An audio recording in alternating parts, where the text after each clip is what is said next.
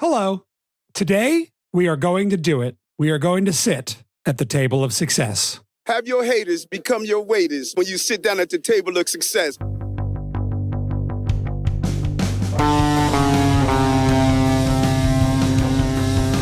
First up, I do want to say, the plan was to do Eric Adams eventually, when everything was sort of said and done. Yeah, we were going to culminate in Eric Adams. Maybe like a live show. I'm going to let you all in on a secret. When we were planning this episode, we were frantically sending different crazy mayors. Not this episode, this podcast. We were frantically sending the Wikipedia articles of different crazy mayors back and forth to one another, convinced increasingly that this was a good premise for a show. The one thing we all agreed on was that we are going to do Eric Adams after quite a while. Yes. You gotta build to Eric Adams. Yeah, we had on the schedule a goofy one with a similarly sort of goofy bonus. Yeah. However, the cruel haters, the fates, have dealt us a different hand. The haters, in many ways, fulfilling the role of the Greek Erinyes or Furies. Or the Greek waiters at the Greek restaurant. As we say, let the Furies become your furries at the FurCon of success. Do we say that? I'm always... The Greek waiters of vengeance smashing plates over me at the table of vengeance. My souvlaki was on there. No, fuck. Hi everybody. It's No Gods, No Mayors. So Eric Adams has been indicted, so we're going to cover the man that you could say is the sort of grand mayor of this very podcast in a lot of ways. We're going to start at the beginning, and we're going to go up through his recent troubles. We wouldn't be here without him, I think. And that is right. It is time for Eric Adams, part 1 of 2, parentheses for now. It's No Gods, No Mayors. It's Mattie in the driver's seat. I'm here with Nova. I'm here with Riley. It's Mattie in the mayor's seat. It's Mattie in the mayor's seat. It's No Gods, No Mayors. Let's dig in, girls. Okay. You know what I'm going to dig into? You know what I'm going to dig into? I'm going to dig into my Popular knapsack with many different locations. The thing about Eric Adams, right, is that he provides a great deal of drops for me to use on the soundboard. This is going to be the hardest act of Rileying I'll ever have to do, I think, to keep this one on rails. It's going to be really, we're going to be here for 6 hours for part 1. Entirely plausible. Okay. We're having a 12-course dinner at the table of success. Yeah, you are the maitre d' at the restaurant of podcasts, and we are dining well. So Mattie saying so count 1. So we have to understand that Eric Adams is maybe one of the more like prolific liars and self-aggrandizers to like maybe ever hold the office of mayor in New York City. Which is saying something. Which is really impressive. But most of his biographical details I could find were mostly from like a flurry of like very hagiographic pieces during the 2021 mayoral election, which were all very like serving his tidy little narrative about how he was going to reform the NYPD from the inside, whatever, because he was very popular with the press at the time. Anyways, so here's what I got. He was born in Brownsville, Brooklyn in 1960, which is it is long considered the murder capital of New York City. High dropout rates in school. In many ways, the New York City of murder. Yeah, it's the murderopolis of New York in a lot of ways. Which I haven't been to see Murderopolis yet, and I hear very mixed reviews, you know? It's really, I think it's worth watching. It's very messy. There actually is a murder in it. Okay. So it's got very poor public health, even besides that, like a lot of poor neighborhoods in New York. You know, poverty, gang, drug-related violence, etc. When he was 8, his family moved to the safer and quieter Jamaica, Queens. I'm taking liberally here from an Atlantic article from Fox News contributor Juan Williams titled, quote, Eric Adams is making white liberals squirm. I mean, in the sense of like squirming into indicting him, I guess. Yeah. But this is from the sort of period of like... They can't indict you if you're doing the worm. That's what I've heard. Eric Adams breakdancing out to his own customized Empire State of Mind. Yeah. In this article, he charged that by the time he arrived in 1968, Jamaica was, quote, changing for the worse. By the time he was 14, he was in a gang called the Seven Crowns, named for the Scotch brand. According to Adams, in a brawl with the Savage Skulls, which is a real gang, which is a mostly black and Latino gang from the Bronx that would wear like Nazi stuff. What? Yeah, they're the sort of the cognitive dissonance boys. That's so surreal. Like Eric Adams was in like the second reel of The Warriors, is Very what much, you're telling me. Yeah. Yeah. Also, like, I imagine the Savage Skulls were not really looking at ideological consistency so much as like, these are the baddest guys from history. Oh, they were trying to upset everybody. Oh, like all the Eastern European guys who are like, I think the Nazis were like good at war. So yeah, sure. Good at war, hated the Russians, good enough for me. Yeah, they were very much doing, are you triggered? Also, I agree with them on a bunch of stuff. Yeah, this is so like one of the baseball guys from the Warriors just becomes mayor of New York City. The baseball furies. Yeah. Of success. Interesting. Yeah, Eric Adams opens a press conference by banging 2 beer bottles together on his fingers. I would really like a kind of a Warriors style gang where their whole bit is mayors. They've all got the sashes. Like they're coming out of the hideout. They're all putting on the mayoral sashes. That's the shirt for the episode, obviously. Okay, so but hey, Baby New Year, get him. Like that. This is our pal, Big Boris. You don't want to piss off Big Boris. Anyways, during that brawl with the Nazi guys, someone hit him in the back of the head with a bat with a nail in it. And his life was never the same. Yes. But the same article says that at the age of 15, he was just like a normal, like a sort of normal Brownsville kid who's like dabbling in the 7 Crowns or whatever. And he was just going to grow up to maybe get out of it, then like do whatever job he would have done. But instead, he got hit in the back of the head. Yeah, but instead, someone hits him in the back of the head and it precisely obliterates the part of the brain that makes you normal. Yeah, he's got it lodged in there like Phineas Gage. His brain was rearranged permanently. A bunch of neurons disconnected and reconnected. And like he now has the synaptic pattern of Mayor. Yeah, the camera zooms in through the wound and around the brain, like with all the electricity going on. I mean, this is the thing. This is a theory that I've been meaning to get to on this podcast for a while, which is that mayor is not an elected office, right? As Eric Adams understands deeply, mayor is a state of mind. Assigned mayor at birth. Correct. Yeah, you don't get elected mayor. Mayors are not like, they're not made, they're born, or I guess in this case, reborn by a kind of like Nazi-themed gang neurosurgeon who just perfectly obliterates the back of your head. Yeah. A non-denominational Dr. Mangala, get him. I hate those Simpsons Treehouse of Horror end credits. Non-denominational Joseph Mengele.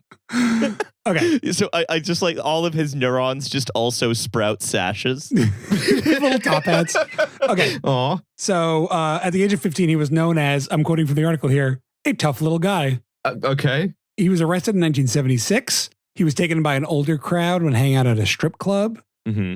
This is all like genuinely so traumatic and like bad for like any kid, right? Yeah. So he was hanging out with one of the workers at the strip club. Him and his brother had let themselves into this the stripper's apartment, and they stole a TV set and a money order. Uh-huh.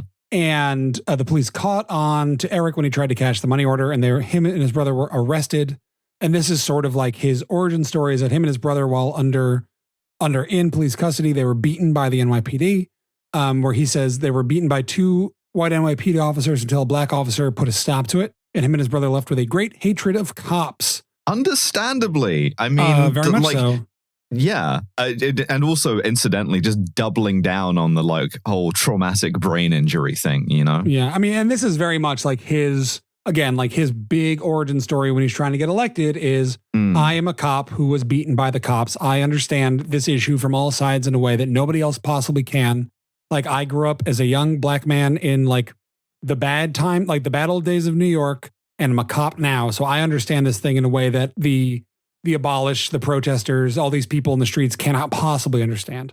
Uh-huh. So what you're saying is Eric Adams is a were-cop. Yes, that's it. That's what I said. I said he's the were-cop. It's more like he's kind of like, he's able to like, he has a kind of trans-dimensional understanding of this that eludes mortals who never became cops, right? Because like a lot of people have been beaten by cops, a lot of people have been cops, but the Venn diagram doesn't have a huge overlap. You know? It feels a little bit like the end of the argument that's like, you can't talk to me about gun control unless you can assemble this AR-15 blindfolded. I don't know if an AR-14 is real. It might be. Don't tell me. I'm not curious. Okay. I'm not curious about it. I need to sit there stewing for the rest of the hour about the guns that you know November, about. just say if it's real or not. No. Okay. Thank you. Okay. Thank you. Thank you. November she just ran out. She's gone. She took her mic with her. Okay.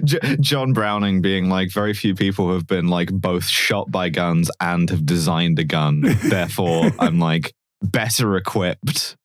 Yeah. In the Atlantic again, it says Eric was drawn to power. He thought the cops had a great hustle. He was deeply impressed that a black cop in the station house had enough clout to tell white cops to stop beating 2 black kids. This isn't like a sort of like naive understanding from like a guy who is in a gang to be like, holy shit, these guys are a way better gang than us. Yeah, they're like they're the gang. Yeah. This black guy was able to go amongst these white guys and stop this. He got juice. Juice, as the kids would say. Adams told me in 1999. He experienced NYPD Worcester and was therefore like drawn into this organization. Yeah. So he decides that he wants to become a cop as well. He says that he wanted the free stuff and he wanted to be feared. 2 things that come back.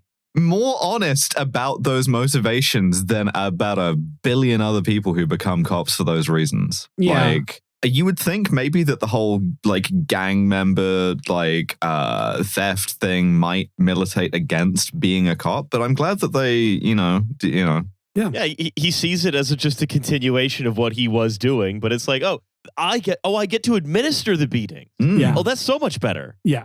And you're saying the state has a monopoly on administering the beatings. May I administer them on your behalf? Yeah. Yeah. He's a guy who realizes that the only game in town, is the cops. Yeah. He also wanted to be, he claims, he wanted to be a hero in his neighborhood. But he also wanted free stuff and to be feared. He wanted free stuff, which comes back later. I mean, who wouldn't want all 3 of those things, I guess? Yeah, I love to be adored and to be given free stuff. I don't want to be feared because I'm normal, but being the kind of like Julius Caesar or like Augustus of Brownsville, where I'm like, I'm loved, but I'm also feared. The difference between him and like Vito Corleone in Godfather 2 is the coat. That's the difference between him and Vito Corleone in The Godfather 2. Correct. Is the outfit. Well, Vito Corleone didn't get hit in the back of the head with the like mayor bat. That's true. Yeah. I haven't seen Godfather 3. I don't know if he becomes a mayor in that. Not really. Yeah, it's in the secret. If you watch Megalopolis backwards, it actually does answer that question. Yeah. Let your haters become your waiters when you sit at the toilet of gun. That one ran out of steam, and for that, I really like the toilet of gun. The toilet of gun. So he doesn't have good grades in school, but he applies to enter the NYPD Academy anyways, which has never happened before. He's the first dumb guy to get into the NYPD Academy. Yeah, previously they're all sitting around talking about like Camus in the like precinct. Yeah, I was going to say most of them are talking about Sartre. Hey, have you ever considered that the school is quite a bit like what we do? Fuck, that's good. Okay. Wow. He's got a good NYPD voice. It's crazy. That's really good. I think an important thing also to mention in terms of like the sort of like ocean currents of history here is, at this point, the NYPD is finally starting to allow black men to be officers after... For most of the history, it was like a way for your sort of like white ethnics to enter the middle class, but they kept black people out. But the late 70s, they needed cops badly, and they started to allow black men in finally. So there's this growing cadre of black men finally allowed in the force. He tells a story about early in his career, he was chasing down a couple of perps in plain clothes, and a bunch of white officers pulled a gun on him. Despite him telling them in secret cop code He got Serpa code. Yeah, he claims that he told them in secret cop code that he was undercover, which is, quote, I'm on the job, which is an incredible thing to remember for later. I'm undercover. Hello, I'm an undercover police officer, quote unquote. He was the only cop to actually believe the if they ask you if you're an undercover cop, you legally have to tell them thing.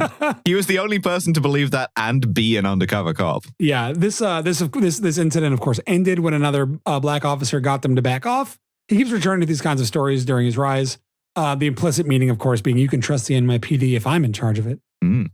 And by 1993, he's a sergeant and chair of something called the Grand Council of the Guardians. Oh, I think they were declared a terrorist organization by the UK last year. Yeah, the IDF has launched several ballistic missiles at these guys. That's right.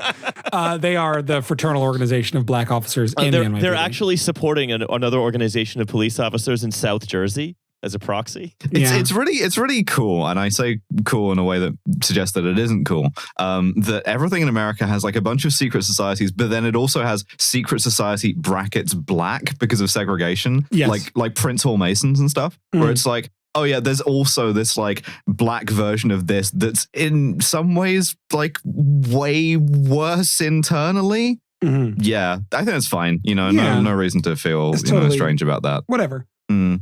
So there's a bit around this time that comes back to haunt him a little bit later in his political career, is where he appears on stage with Louis Farrakhan and played a horrible stinger, put flashlights under our chins. I don't have that. All I have is Have your haters become your waiters when you sit down at the table of success. He sits on the stage of public appearance with Louis Farrakhan, which causes a slight frou-frou. Mm-hmm. Uh-huh. He tries to run for Congress in 1984, but he condemns the incumbent, Major Owens, for denouncing Farrakhan, but doesn't get enough signatures to get on the ballot. Yeah. He rose relatively high in the NYPD, right? Like he was he like a captain in the Transit Bureau. Yeah. So, which will prefigure a whole bunch of being insane about subways as well. After a friend of the show and former guest Rudy Giuliani takes over. Friggin' Giuliani himself. Adams founded a new organization of black officers called 100 Blacks in Law Enforcement Who Care, all capitalized. It really trips off the tongue. Trippingly. Uh-huh. And their whole thing was to oppose like the sort of racialized police brutality we talked a little bit about under Giuliani. But mostly it seemed to be about educating young men on how to remain completely docile if they were getting pulled over. Which, if you've been keeping up with the American news for the last 100 to 200 years, doesn't super work. Yeah, the whole kind of like simply react in like have no reactions whatsoever. Yeah, you know? And the cops can't do anything to you and won't. It was a great way to center bi-Luke voices, though. Bi-Luke. Yeah, there we go. Bi-Luke. Uh-huh. It's yeah, there we go. He agreed with the campaign against so-called like quality of life crimes, your broken windows stuff, but disagreed with the racial overtones, which is his public position, which is insane. Yeah, the kind of radical centrism. Why can't we do broken windows policing on like rich white people neighborhoods? Which is a funny idea. That genuinely yeah, but that's like that is his basic political core is like, what if we did stop and frisk to everybody? That's how even the cop gets in trouble. We need to get 100 police officers in Murray Hill alone doing broken windows policing. This is so insane that I see why it's kind of compelling to be like, in cop world, everyone's a cop. Mm-hmm. You would get out of bed, get dressed in your cop uniform, get into your cop car and like respond to the scene of you going to work as a cop. Yeah. And you're constantly arresting everybody and being arrested by everyone else for like misdemeanors and minor infractions. Yeah. You know everybody by like body outline because you've frisked and been frisked by everyone you've ever passed. Imagine the intimacy of that you've frisked everybody you've ever met. Like he's got like the Daredevil vision because he's frisked everybody in the city. Yeah, and you won't even have time to do any crimes because you have so much paperwork to do from being a cop, which is your job. Yeah, everybody has a captain that's up their ass. And that's Eric Adams. Ass. Eric Adams was going to be the captain who was up New York City's entire ass. Yeah. Just to sort of like get through the rest of his police career here, he passes the lieutenant exam twice, but doesn't get called up. He says it's because of his propensity to speak out against the department. But I think it's just because there were no ships at the time. And also like all the people who were getting called up to lieutenants, like they'd been on ships' books since they were like 2 years old. It's crazy how well the NYPD mirrors the Royal Navy in like 1805. He ends up being promoted. Oh, wish me joy, sir. I've just been made lieutenant in Brownsville. He was post-captain of the Transit Bureau. Okay. If I'm not allowed to talk about Dune, you guys are not allowed to talk about Aubrey Maturin. I've never said you're not allowed to talk about Dune. I've encouraged you to talk about Dune. Well, I'm not. Well, fine. Talk a little bit more about Aubrey Maturin, I guess. No, I'm not. I didn't say that. I didn't say that. So. The count goes up to 2. The count goes up to 2. This is sort of like, a land of contradictions for this gentleman. In 1999, he was saying stuff like, the father of blue collar crime is white collar crime, which is correct. True. So true. Correctamundo. But he also described, quote, his constituency, which is an insane thing to say when you're a cop, is not people who bum up the police department and shout, kill the pigs. But my constituency is people getting up when that alarm clock goes off, getting their kids dressed and making sure their butts are in school. So he's already very like heavy on like respectability stuff. Sure. At this time. Mm-hmm. I'm always saying bum up the police department. That's the thing I'm so often saying. Yeah. I mean, he's up everyone's ass, right? He's the captain that's up everyone's ass. Yeah. In 2006, he is a captain at this point.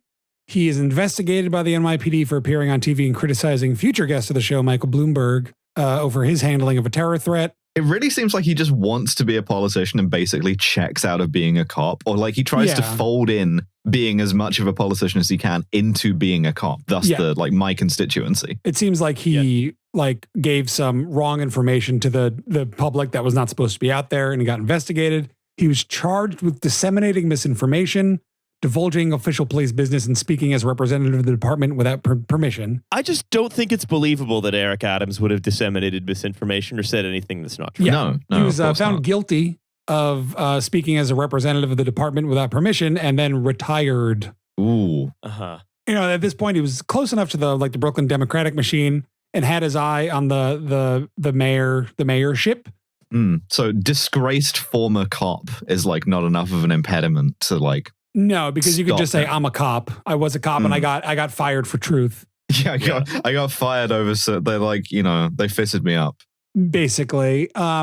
He runs for the New York State Senate, representing his old neighborhood of Brownsville, and a couple other neighborhoods around there. And that's when he truly unleashes a lot of what we can call Eric Adams madness.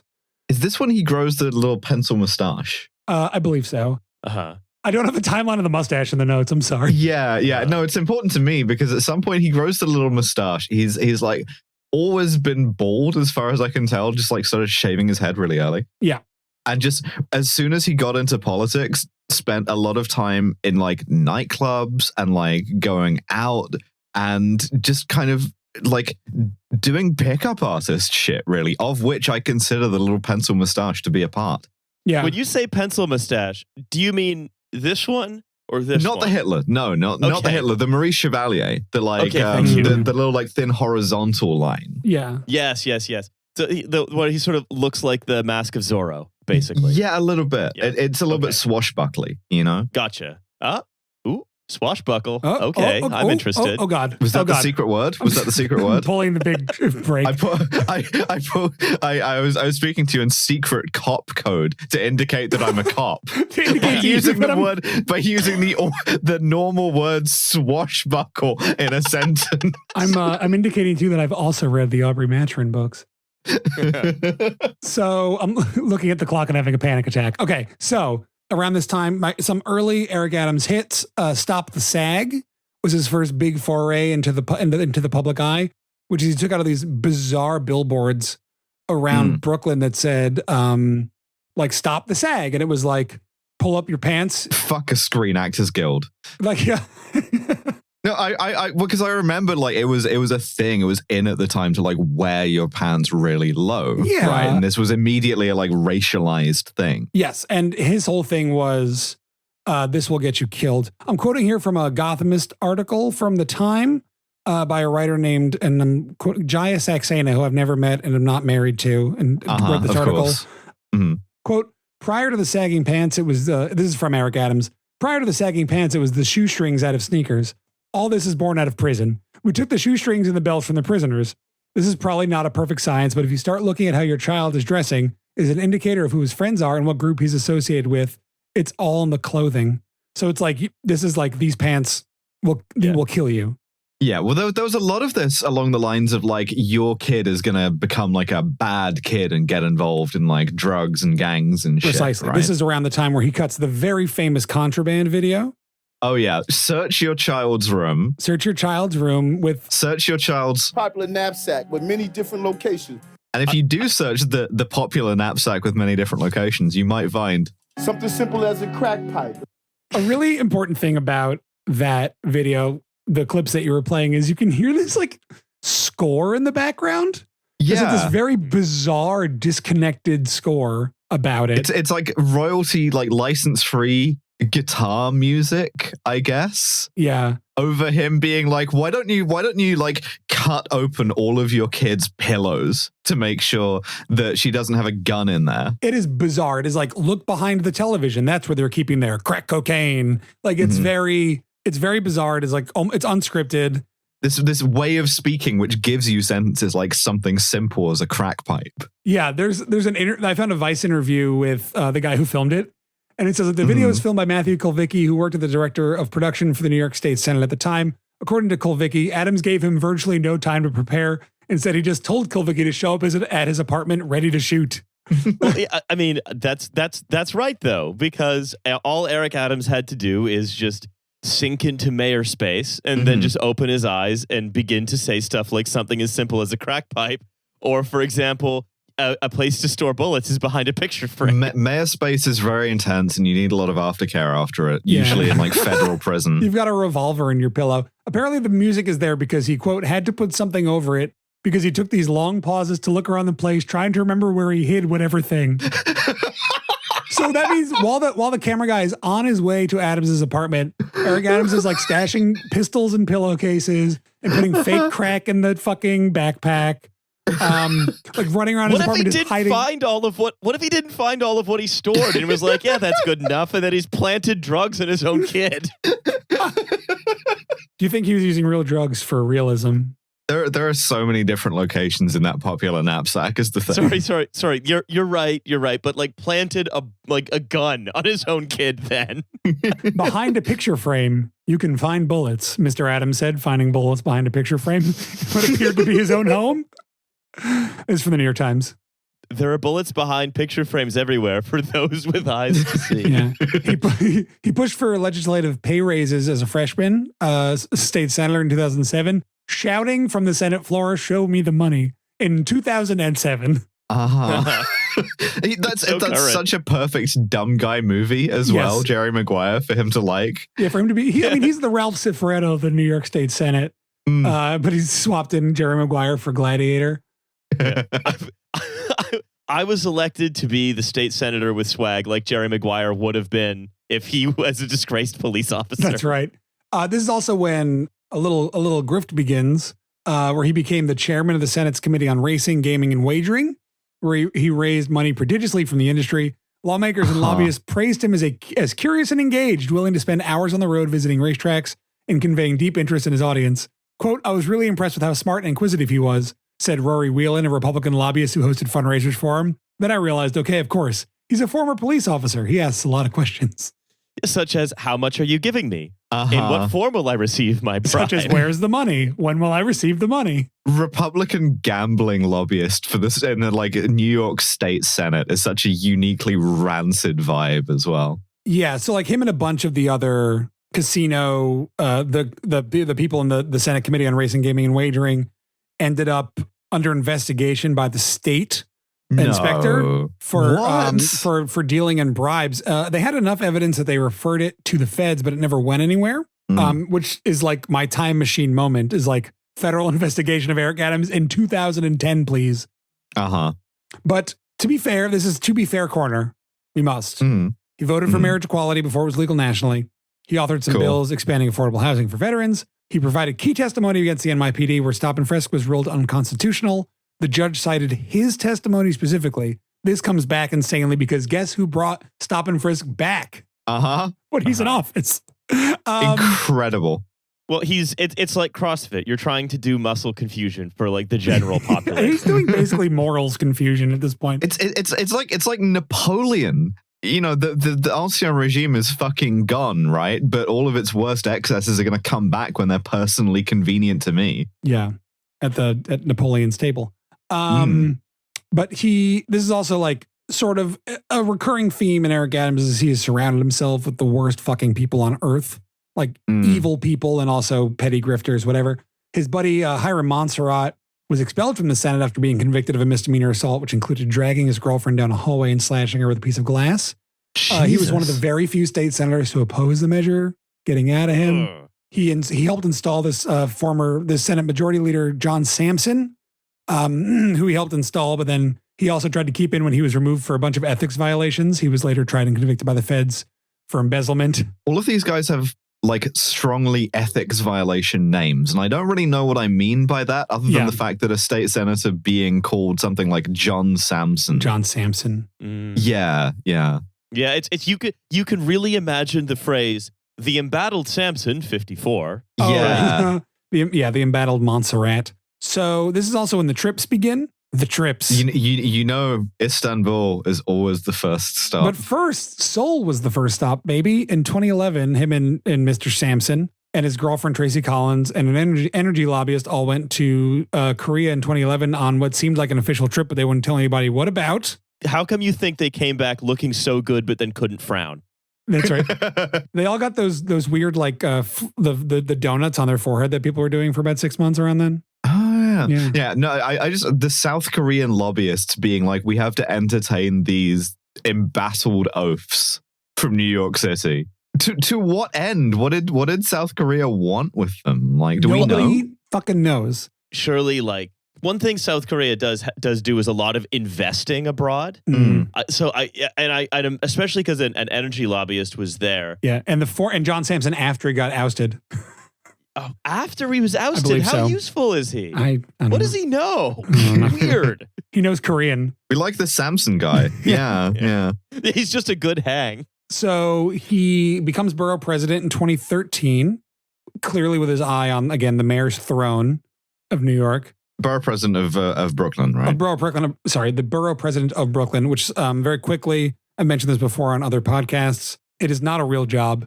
In 1990, they took away all the power of borough presidents of New York, and it is a parade position. You operate a big pair of scissors. Neat. He operated that pair of scissors more confusingly than anyone else to hold that job. Yeah, like he basically like got really into veganism as borough president. That was his big thing because he was diagnosed diabetic and became a big vegan guy. Comes back. Again, though, trips. He was obsessed with sister cities. You know, sister cities? Oh, sure. I love a sister city. When a city is twinned with somewhere. Yeah, and they're just like, hey, did you know Zagreb and Des Moines, Iowa are friends? And it's like, okay, sure. Yeah, I've drawn my city as like a woman, and I've drawn your city as a woman, and they're sisters. And they're sisters. He got at least 5 of those going with Brooklyn specifically. He traveled to Senegal, Turkey, Cuba, Jordan, Saudi, the UAE, Oman in official capacity, and also China. Uh-huh. Oh, he went to Turkey there 8 times, he said, while Brooklyn borough president. This is when, as we later discover, like various Turkish lobbyists are circling him. Yeah. Like sharks circling a gigantic steak that's just been dumped into the water. Yeah, this is when he starts rowing his little boat down the Bosphorus every day of the year. Something that's really funny as well is that he gets really into flag raising. I just know about this off the dome because I've been reading about the indictments. He gets so into like raising the flags of like different countries in order to celebrate like Brooklyn's, you know, say as a like Azeri community, right? Because like New York City, it's got like somebody from everywhere in the world. And he will raise a flag for it. And one of his successors as Brooklyn borough president is like realized that when he got into office and the schedule hadn't changed, he had to abolish flag raising on the basis that it was technically illegal purely because Eric Adams' precedent would have had him doing so much flag raising, he wouldn't have time to do anything else. That's amazing. That same Brooklyn borough president. At that point, you're just doing naval signaling as well. Mayor in distress.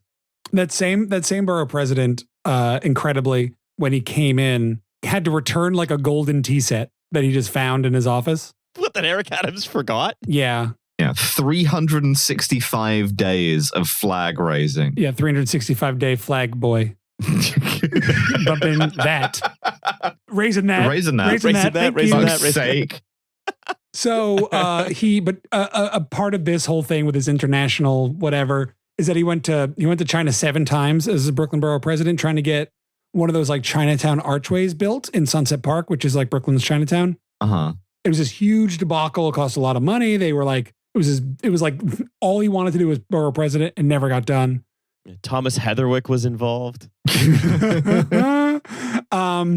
He claimed he was going to retire in Israel and Lebanon and Azerbaijan. You can just travel, you know. Yeah, at the Baku Palace restaurant in Sheepshead Bay, which is in Brooklyn, in 2018, he said, "When I retire from government, I'm going to live in Baku." That might still be true. That might still be. Yeah. Now, honestly, what's our extradition with them like? Yeah, if he can get out of the country, like he could he would have such a good time like at the Baku Grand Prix, one of the an Eric Adams shaped diplomatic bag leaving from the Azeri embassy to Baku. Yeah. The one guy to leave an embassy in a suitcase who it's actually good for him. Very good. Very good. I want to talk very quickly about what is called the rat soup incident, which was my introduction to Eric Adams and me knowing about who he was. Uh-huh. That was your version of him getting hit on the head with that bat. Yes. So this is in he got hit in the head with a rat. 2019. I know about this because I know some people working at the website Gothamist. And one day, the entire like local press is called to Borough Hall in Brooklyn. And there, Eric Adams has decided that he has solved, this is also the beginning of, he hates rats. He hates them, hates rats. He's very anti-rat. He's the first mayor to hate rats. That's reasonable, I guess. I mean, it's trillions of New York City citizens, but sure, that you're trying to eradicate from the rat community, but okay. Uh-huh. Yeah, doing a rat flag raising over Brooklyn Borough Hall. You know, New York is anyways. So he says that he has solved the rat problem for New York City and he's going to demonstrate it, which is, he does not say, I'm working with this company, we're going to install these things. He's like, no, I've installed these traps all over Borough Hall and they are sort of like contractor buckets with lids that if something steps onto the lid of the contractor bucket, it swings in and drops the thing into what's inside the bucket. Now, and they put, they put some food or whatever on top of the lid. So a rat will go onto it and fall in. And what is inside of it is a sort of poison goo.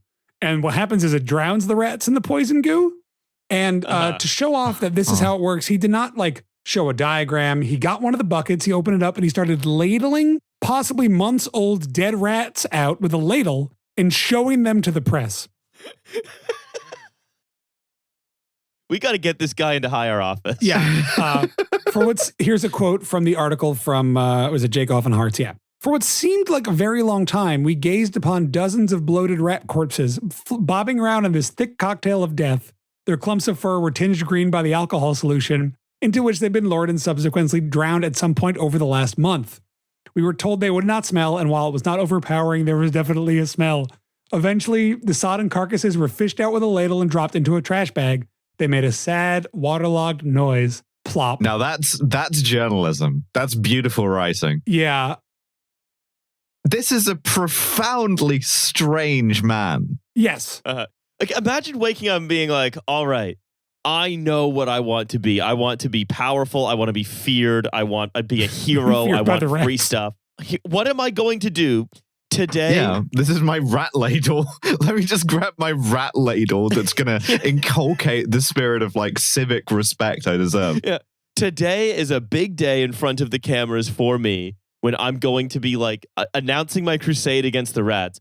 And how I am going to do that is by like showing people a bunch of decaying corpses. Oh my God. This is not a well man in a lot of ways. This is not a well man. Okay.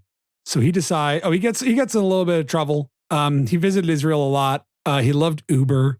He establishes the One Brooklyn Fund, which is a nonprofit, which was criticized as a conduit for pay-to-play contributions from developers and lobbyists, a theme. Oh. He was investigated twice by the city over the fundraising, one for licensing the Brooklyn Borough Hall for the event without, for his own fucking thing. Just like, hey, come to Borough Hall. It'll be cool. Don't mind the rat buckets. Don't mind. Yeah, just step around those. Don't step into them because your foot will fall. It is the dip from Who Framed Roger Rabbit. And you can't put your foot in there. I got a cartoon foot. I'm just walking in with one cartoon boot. New York City is the Toontown of America. Honestly. Raising the Warner Brothers flag over. And the Disney flag. Don't forget, they gotta be equal time. So it's 2021, and there is a new mayoral election. Future friend of the show, Bill de Blasio, a sleepy oaf, is exiting office. There were 13 candidates on the ballot in a really crowded field. This is also it was like ranked preference voting as well, right? It was the first time they ever did ranked preference in New York. A lot of people didn't understand how it worked and thought they had to rank everybody. But like, it was a crazy time. The world was, in 2020 to 2021 in New York City, was like the epicenter of the pandemic. It is hard to describe to you as someone who lives here in the Big Apple, New York City, go Knicks, go Mets, etc. Mm-hmm. It's hard to describe to you how much it felt like the world was ending. And like, people were insane. Everything was nuts. You heard sirens all day, every day. I remember like corpse freezers. There were corpse freezers. I remember the front page of the New York Times. There was just a list of dead people. Yeah.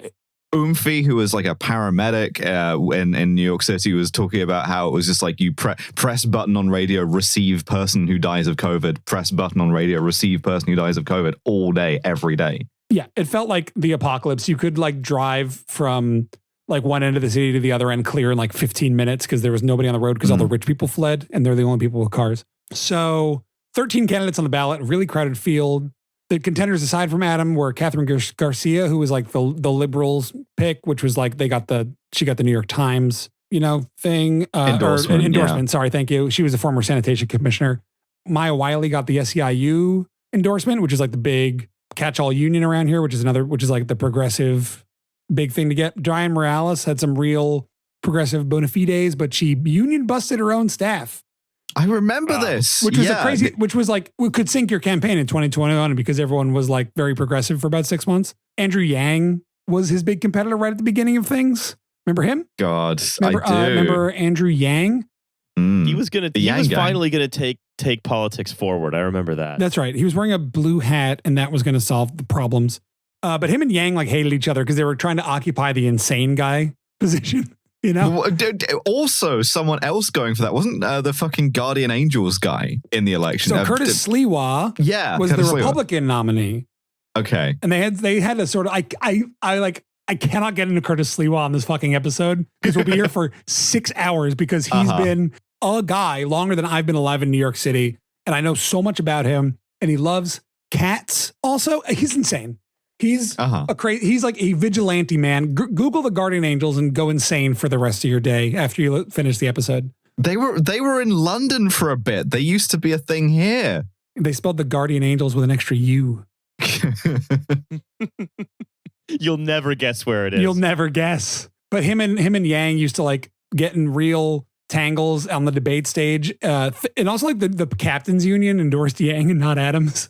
And then Adams was like, I didn't even want it actually. And Yang was like, I know you wanted it. They told me. And then they yelled at each other. And then later, Eric Adams was like, I wasn't yelling. I was meditating.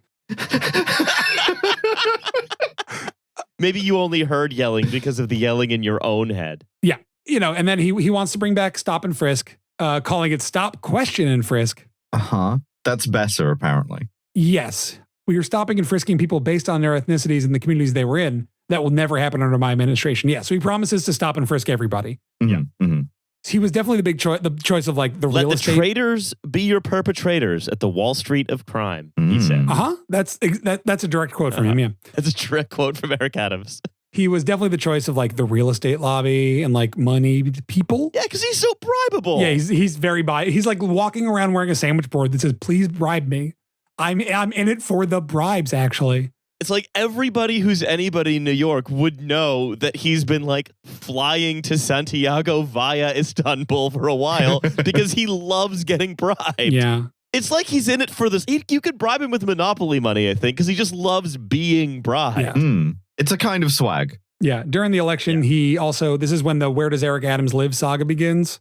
Oh, I remember this. He appears most of the political press. It seems obvious that him and his partner, Tracy Collins, are living in Fort Lee, New Jersey, right across the river.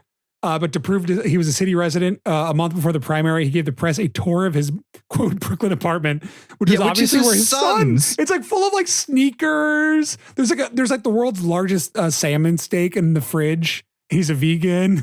My time machine moment for investigative journalism is when he's showing off the sneakers and the reporters are asking him like, are these yours? Are these your sneakers? And he's like, yeah, these are my like perfect new Air Force Ones. But try on the shoes. Yeah. Eric Adams, try on the shoes.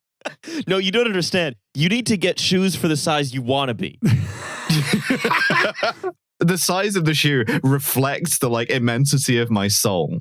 Yeah. Some intrepid reporters from New York Magazine at this time stake out the apartment, and he does show up there driving down the sidewalk. Why? Because he's a cop. And if you walk around the outer boroughs, especially in the outer boroughs, cop cars are just parked on the sidewalk all the time. Cops are just like, I can go wherever I want. There's a bike lane outside my house. Cop cars go down it the wrong way constantly. Yeah. It's very cool stuff.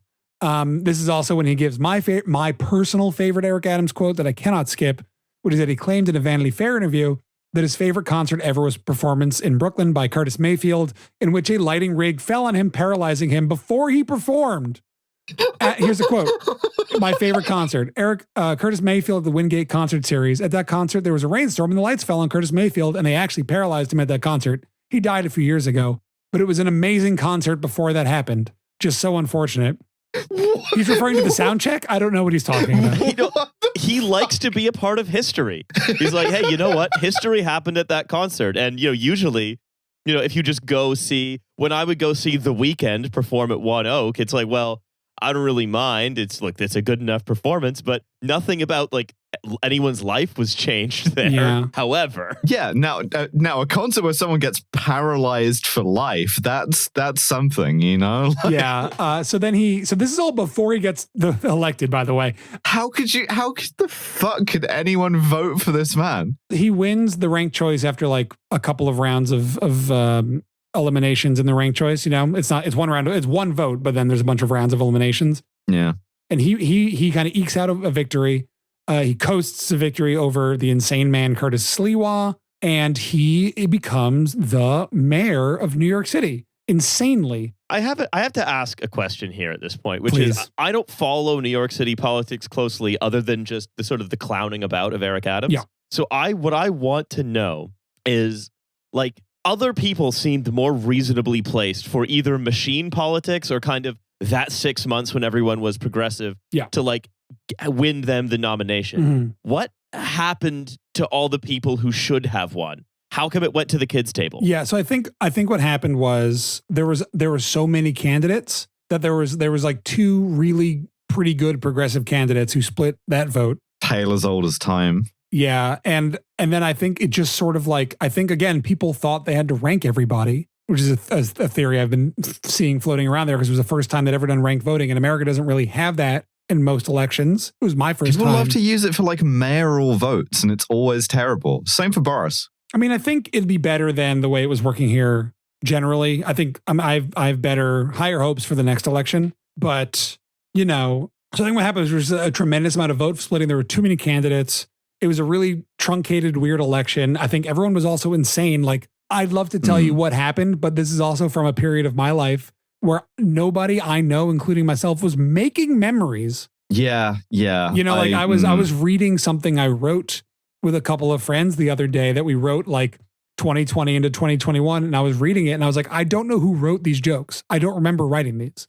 It's like a ghost had inhabited my body. It's cool how the world kind of ended. Like, It very much did. And I think it was just like, I think he snuck in kind of by accident, but he acted like he had a mandate, and he gets there's all this press about how he is like the future of democratic politics at this time. But this is why we know, like from the indictments now, that like Turkish lobbyists are texting each other like, this guy's going to be president. Yeah. They're also referring to him as the president because when he was the borough president, I think he made people refer to him as President Adams. As he should have. That's right. Of course, because he wanted to be loved and also feared. That's right. He made all the rats refer to him as Mr. President. So he took his first 3 mayoral paychecks in cryptocurrency. I remember this too. I went and checked on this. He actually did do it. The New York City had to put out a press release about it that said, due to U.S. Department of Labor regulations, New York City cannot pay employees in cryptocurrency. By using a cryptocurrency exchange, anyone in the U.S. dollars can have funds converted into crypto before funds are deposited into their account. So like the office had to be like, he's not actually getting paid in crypto. Like, it's illegal. This is like not the first nor the last sort of financial irregularity with Eric Adams' time as mayor of New York City. Yeah. That Atlantic article is from around now. And yeah, like the whole future of the Democratic Party thing, it's like, it's all articles like that are just like, they are not comfortable with the current language, or they're not comfortable with Eric Adams because he didn't win Manhattan's white affluent neighborhoods. He's like for the people or whatever. Well, it's also, this is like, if you are an Atlantic columnist and you have to form an opinion every week, you are He's desperately a Fox News looking, guy who writes for the Atlantic sometimes, which is Jesus. But also, it's like horrible. And the reason I think a lot of people bought this, there was like, oh yeah, Eric Adams is the future of the Democratic Party. Seems to me to be that it's like, well, he's something. He should. It's whatever this is clearly isn't working. So let's just pick another thing. Yeah. And he's like, he is, if nothing else, another thing. That's true. That is 100% true. He's a new shambling monster. Yeah, he's slouching towards Soho. He's at one of his first ever press conferences. I'm going to run through some of his greatest hits of the first half of his first term. I'm saying his first term, and assuming he'll get a second. Oh yeah, obviously. Like we're all supporting that. We're all donating. Yeah, we're all. I'm doing get out the vote for Eric Adams. I'm rattling my big contractor bucket full of rats and bleach. All prayer warriors report to Eric Adams headquarters. We're doing a spirit bomb for our mayor and yours. At one of his first ever press conferences, he claimed to be the first ever mayor of New York City to wear a hoodie, which like there's like dozens of photos of Bill de Blasio doing this. No, that's not a real hoodie. It's not a real hoodie. Bill de Blasio was not wearing a real hoodie. He actually had a hood sewed on to an LL Bean sweater. That's right. Really, really enjoying the idea of someone fact checking this and going back and finding one of the Dutch mayors of New Amsterdam wearing a kind of like hoodie like garment. Peter Stuyvesant wearing a howdy. So the hardest part of that is getting your peg leg through the leg hole of it. At a press conference in October 2022, Adams said, "Everybody knows one thing about me. I hate rats." That's when he appointed his rat czar, Catherine Corradi. Yeah, the rat czar. Which was part of this was debuting the incredible invention of the wheelie trash bin with a top that closes. This is why they took him out, right? This is why they couldn't let him stay mayor, is because he was treading on the sanitation department's turf of the beautiful New York City tradition of just throw loose bags of garbage out on the street. I will say, just in defense of the piles, it is very hard to affect the changing that in New York City because we don't have alleys and there's no place to put dumpsters. And to put dumpsters on the street where trash can go, you'd have to eliminate parking spots. And if you eliminate parking spots, you get a community board meeting full of the most insane rich business owners in the world screaming fucking bloody murder at you. It is actually a very hard, it is a legitimately hard problem to solve. But he does come out saying like, I fixed the trash. Here's Empire State of Mind playing while I show you the wheelie trash bin. And the thing is, a couple of things here, right? First of all, wheelie trash bins, like everybody in Britain is insane about bins, right? All British politics goes through the locus of bins for very similar reasons, right? And like there are never enough of them. They always suck. The New York City like branded trash bin, it looks like a nice bin. It's a well-designed bin. It's got the like rugged wheels. Yeah. I'm a big fan. Big fan. Take a bath in there if you want. Yeah, absolutely. You know, and that is how New York City will become the London of America, is me taking using it as a kind of like a paddling pool during a heat wave. That's right. More greatest hits. Last December, during an interview with local news station Pix 11, he was asked to describe New York in one word, and he said, "New York. This is a place where every day you wake up, you could experience everything from a plane crashing into our trade center to a person who is celebrating a new business that's open." When we started this podcast, the first thing that I had in mind and the first thing I posted from the account was that, because we were celebrating a new business that was open very close to on 9/11. That's correct. I believe it was 9/11. Yeah, it actually was. Yeah. He put a robot police officer, the Nightscope K5 security bot, which weighed 400 pounds and moved 3 miles an hour, into the Times Square subway station with the intent of filling the city with them. Yes, it may have replicated the weight of a New York City cop, but it was 3 times as fast. It's about as productive. I really like the idea. I'm coming back to the bins again, because the bins capture my imagination of like, only Nixon could go to China, right? Only Eric Adams, only someone this insane could like break the like pile of trash bag. monopoly. The Nightscope robot could not maneuver around our woefully inaccessible subway system, and it was mothballed. Didn't he also try and bring in a bunch of the like robot dogs as well for the He NYPD? wanted to bring the robot dogs for the fire department. There was one painted like a Dalmatian. He wanted to have drones as well. Yeah. What I like is that the Nightscope K5 security bot is like going into the mayor's wacky schemes storage cupboard alongside the Boris's water cannon. Yeah, it's just like we want to do a bunch of weird shit, including alarmingly fascist things. Yeah, I think I want to make the episode art the photo here of Eric Adams making the half a heart to the robot. let me have a look at this here. It's in the chat.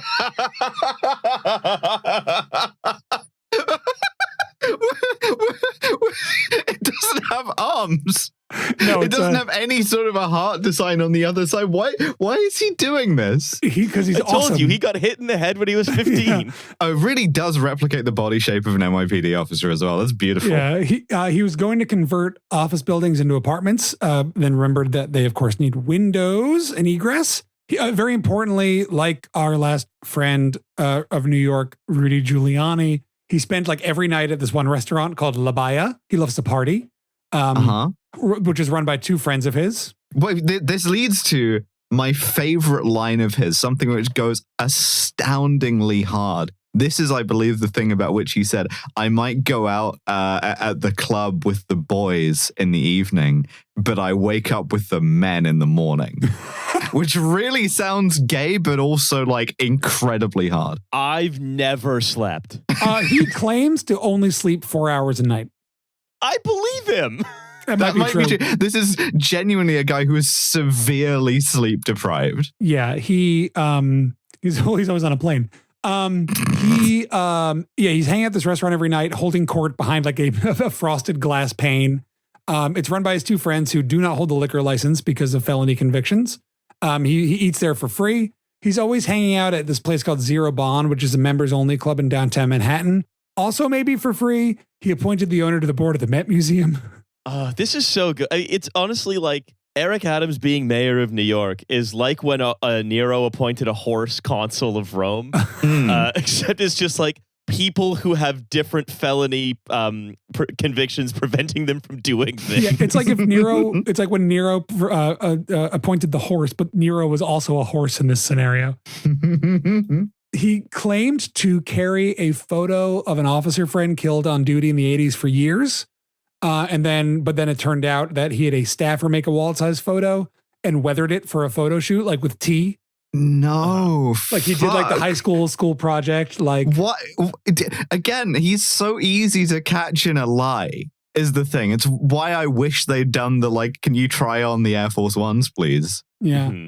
You know, he at one of his flag raising ceremonies that he loves so dearly. But he still had time to do those when he was mayor. He does them constantly. Still, I think he did one yesterday. This is also where whatever country it is, he says, we know that New York City is the capital of that country, of America. Yes. Like there's one of him wearing a Croatian football shirt saying, we know that New York City is the Zagreb of America, which is beautiful. There's like a whole montage I found of like every single one of it that someone on Twitter made incredibly.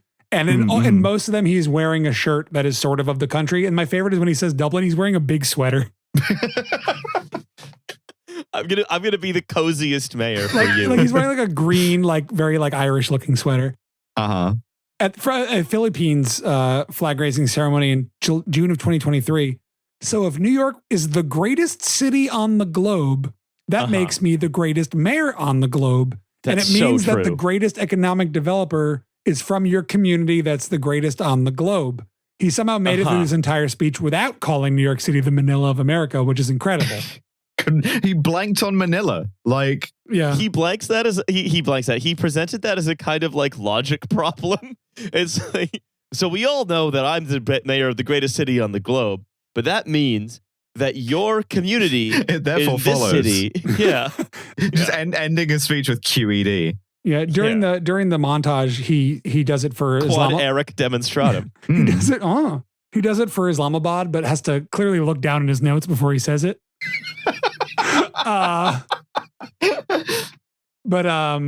He also fucks up Pakistan and India several times. Yes. I believe I think he does he references Pakistan at the India flag raising ceremony and has to be corrected by the Indian consul to New York. Yes, and this is also there's a big controversy. This is recently. There's a big controversy where it was the Indian Day parade in New York, and they wanted to have a float of the what's the temple? The temple, yeah, the Ayodhya, I think. Yes, the one that they built on top of the mosque that they destroyed in a race riot when Modi was the governor of the UP in the 90s. And they wanted to have a float of this this Hindutva temple basically down the street, and there was a big controversy about it. And after Aaron, I was like, yeah, let's do it. It's all fine. He appeared and then called it Pakistan to all the Hindutva guys, which is muscle confusion. Yeah, you can absolutely do your fascist Hindutva triumph thing. Love you guys. Shout out to Pakistan. When he does all this stuff, the first time he did it as mayor, he was wearing a Gayabera to show his commitment to New Yorkers of various ethnic communities. Sure. And he said, here's the quote for all this behavior. When I rock their clothing, I say I'm going to rock for you as mayor. And he rocked. He rocked as mayor. Were he a more normal mayor, I would strongly support this, right? I don't think it's cultural appropriation when a mayor does it. I think a Gayabera looks really good on most people. Yes. So I strongly support this. Were it not for the fact that he is also insane in several other worse ways. Look, stop and frisk is up 9,000%. Bribes to the mayor are up 40 million%. But poison rat drownings are also up by 500,000%. Yeah. But yeah, I want this. I want normal mayors to do this. Sadiq Khan, right, who I consider to be broadly a normal mayor. I want him to do a St. Patrick's Day thing, coming out in the Eric Adams green sweater. I think that would be cool. You know? Yeah, I think I love that he shows up in Chinatown for the Lunar New Year thing, and he's wearing a Hanfu jacket, but also an NYPD hat. Which I put that photo in the notes, and I put a photo of him wearing the Nepalese hat. I think it's called the Daki. Oh, that's magnificent. Yeah. He looks great. He just loves dressing up, and you know what? Whomst among us, right? That's the thing. Eric Adams certainly has a sense of, with a lot of politicians that like November and I've also talked about on other shows, you get the sense that they hate being there doing that job. Yeah. You get the sense that Boris Johnson fucking hated being London mayor. Yes. Right? Eric Adams is the only one who clearly is having the best time of his fucking life. I love the Hanfu NYPD photo so much because it's a bad cyberpunk thing. Yeah. It's just 2070. 2024, the mayor of New York dons his police issue Hanfu. Yeah. Important to note here that he is still evil. Yes. He's fun. He's funny, but he's evil. He loves to sweep homeless encampments, which is what it's called when the NYPD steals everything you own. The police can now commit mentally ill people to psychiatric institutions involuntarily. I have a power question. That is not abused. Yes. Do New Yorkers at this point feel about him the same way that Londoners feel about Boris, where unless it's their shit being thrown into the back of a garbage truck, they're this guy's funny? Or is the funniness okay? In January 22, which is when he starts his mayoralty, his approval rating is 64%. Which makes sense. People loved his crazy videos. Yes. They loved how he found bullets behind a painting. Yeah, and also he gestured towards some progressive stuff when he was running because he had to. By June of that year, so 5 months later, it's down to 29%. Woof. That's Starmer-esque. I mean, New Yorkers love to hate the mayor. We hate the mayor always. Friggin' Giuliani, We're a big no gods, no mayors kind of city. We are ungovernable as a fucking group. Greatest city in the world. Yeah, and the Mets won last night. But, he, again, zero tolerance policy for homeless people sleeping in MTA cars or stations. And then, he's reintroducing plainclothes police units that Bill de Blasio disbanded after the George Floyd killing and protests. Violent crime is continuing to rise a little bit at this point. He does not believe in the separation of church and state and said that explicitly. Don't tell me about no separation of church and state. State is the body, church is the heart. You take the heart out of the body dies. I can't separate myself because I'm an elected official, he continued, over scattered applause.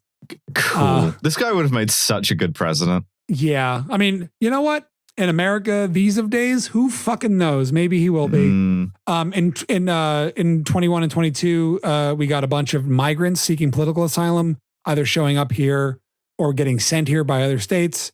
He mostly resettled them elsewhere in the country or made them stay in, frankly, I saw it with my own eyes, very inhumane conditions out at a fucking airfield in Brooklyn in the winter, no heat. Britain has formed for this. We would repurposing like abandoned and derelict military base after abandoned and derelict military base as like punishment housing for people coming here seeking asylum. Yes. Yeah. He is a monster in this regard. And the guy in charge of it, I think, was indicted recently. No. Yeah, I think he's caught up in it. Eric Adams being president from jail would be a really funny sequel to Trump being president from jail. We just have back-to-back jail presidents. Yeah. While he's been mayor, the NYPD has been really acting incredibly out of pocket. They're still on their like silent fucking like traffic, like not enforcing traffic violations strike that they've been on for years. Don't the NYPD also still hate him personally as well? I think so. That's this weird vibe I've always gotten, is that like, although he is the cop mayor and he like dines out a lot on that and he gives the cops everything they wanted. Yes. The impression I get is that personally they still can't stand him. Yeah, I think that seems to be the case. I mean, it's the same thing with, they didn't like Giuliani either. They don't like anybody. Yeah, You know? I guess so. But not even a cop, not a prosecutor, not a cop. It doesn't matter. It doesn't matter. Yeah. But, you know, he loves to let the police drive wherever they want. Car chases are up 600%. Yeah. Okay. He just really wants to see like a cop car with the like flashing lights stuck to the roof drive through a bunch of boxes down an alley. He watched Tom Walker's stream. Yeah. Is what happened. the Lightspeed Grand Theft Auto stream. Yeah.